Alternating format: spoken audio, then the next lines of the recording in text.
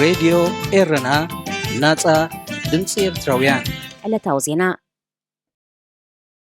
ኣብ ኔዘርላንድስ ከተማ ሃግ ኣብ ሞንጎ ኤርትራውያን ድሌት ለውጥን ደገፍቲ ስርዓት ግደፍን ብቐዳም 17 ለካቲት ምሸት ኣብ ዝተኻየደ ግጭት ናይ ፖሊስ ዝርከብአን ብውሕዱ 3 መካይን ተቃጺለን።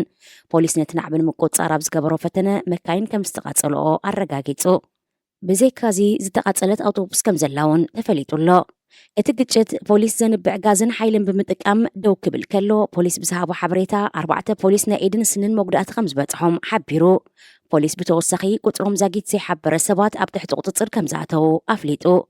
እዚ ከምዚ ኢሉ ከሎ ኣብ ሕቡራት መንግስታት ኣሜሪካ ከተማ ቻርሎት ከምኡውን ኣብ ስዊዘርላንድ ከተማ ፍሪቡርግ ብብርጌድን ሓመዱ ዝተጠርነፉ ደለይቲ ለውጢ ኣንጻር ምትእኻብን ጓይላን ደገፍቲ ግደፍ ተቃውሞ ካይዶምን መደባት ኣብ ዘይሰዓቱ ተዓጽዩን። ደገፍቲ ህግደፍ ንምሕራር ከተማ ባጽዕ ዝተኻየደ ዝክር መጥቃዕቲ ስርሒት ፈንቀል ምክንያት ብምግባር ጓይላ ክካይዱን ከለው ኣንጻሩ ዝተላዕሉ ደለይቲ ለውጢ ድማ ከተማ ባጽዕ ዝበኣሰ ዓንያ ንሕና ድማ ብሰንኪ ስርዓት ህግደፍ ተፈናቂልና ስደተኛታት ኮይና ዝብል ጭርሖል ኢሎም ክቃወሙን ከለው ለውጢ ክሳብ ዘይመፀ ተቃውሞኦም ከም ዝቕጽሉ ኣተንቢሆም። ኣብ ዝተፈላለያ ሃገራት ዝርከቡ ኤርትራውያን ድሌት ለውጢ ነቲ ጽልእን ካልእ ፕሮፓጋንዳን ከም ናይ ፖለቲካ መሳርሒ ዘገልግል ዝብልዎ ምትእኽኻባትን ፌስቲቫላትን ህግደፍ ደው ንምባሉ ብስም ብርጌድና ሓመዱ ዝጽዋዕ ናዕቢ ዝተሓወሱ ተቃውሞ ከም ዘካይድ እዮም ዝገልጹ። ከተማ ሄግ ደንሃግ ንልዕሊ ሓደ ዘመን ከም ዓለም ለኻዊት ማእከል ፍትሕን ሰላምን እያ ትፍለጥ። ሃገራት ኣብዛ ከተማ ፍልልያትን ብኩናት ዘይኮነ ብዝርብን ፍርዳዊ ፍትሕን ክዳንያ እየን ዝመጻ። ሄግ ላዕለዎት ኣብያተ ፍርዲ ፍትሒ ዝርከቡላ ዝተኸብረት ከተማ ብልዕሊ ምዃና ንጉስ ኔዘርላንድ ዝቕመጠላን ዝሰርሓላን ከምኡውን ኤምባሲታትን ዲፕሎማሰኛታትን ዝርከቡላን እውን እያ። ብቐዳም 17 ለካቲት ኣብ ሞንጎ ኤርትራውያን ዝተኻየደ ግጭት ግን ገለ ክፋል ጎደናታት እታ ከተማ ናብ ዓውዲ ኩናት ተቐይሮ ከም ዝወዓለ ማዕከናት ዜናን ፖለቲከኛታትን ይገልጹ ኣለዉ። መጀመርታ እቲ ግጭት ኣብ ሞንጎ ተራ ዘይሕጋውያን ኣፍሪቃውያን ስደተኛታት ዝካየድ ናዕቢ መሲሉ ነይሩ።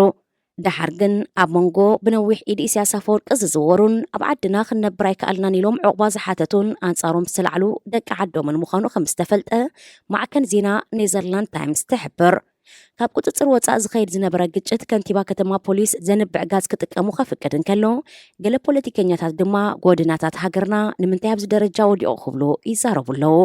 ፀረ ስደተኛታት ከም ዝኾነ ዝንገረሉ ሕሉፍ የማናዊ ጊልት ዊልደት ንምንታይ ፍርቂ ህዝቢ ዓለም ብሃገርና ክመጽእ ተፈቂድሉ? ንምንታይ ጎደናታትና ብስደተኛታት ክሕመስ ኢድና ጣሚርና ንዕዘብ? ንምንታይ ፖሊስ ይህረም ኢሉ ሕቶ ብምቕራብ ቀዳማይ ሚኒስትር ኮይነን ተተመሪፀ እዚ ሽግርና ክፈትሖ ክብል ተዛሪቡ። ወግዓዊ መንግስታዊ ሓበሬታ ከም ዘመልክቶ ኣብ ኔዘርላንድስ ኣስታት 26,000 ኤርትራውያን ይቕመጡ ኣለዉ። ኣብ ዋዕላ ኣፍሪቃ ንምስታፍ ኣብ ኣዲስ ኣበባ ዝበፅሐ ፕሬዚደንት ሶማልያ ሓሰን ሼክ ማሕሙድ ኢትዮጵያ መሬት ሶማልያ ክትግብት ትሕልን ከም ዘላ ከሲሱ።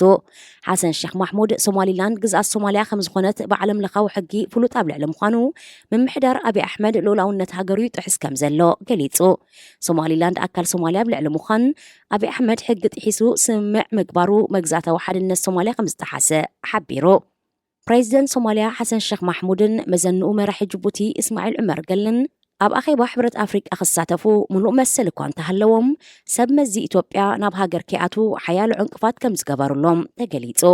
ሓውሲ ምኽልካል ወይ ምትዕንቓፍ እዞም መራሕቲ ካብ ምስታፍ ሕብረት ኣፍሪቃ ብዙሕ ሕቶታት ከም ዘልዕልን ኢትዮጵያ ብፍላይ ድማ ከተማ ኣዲስ ኣበባ ከም ናይ ማእከል ስሕበት ርእሰ ከተማ ኮይና ክትቅጽል ዘተሓሳስብ ምዃኑ ይግለጽ ኣሎ። ዝኸበርኩም ሰማዕትና ዜና ኣብ ዝተፈጺሙሎ ሬድዮ ኤረና ናጻ ድምፂ ኤርትራውያን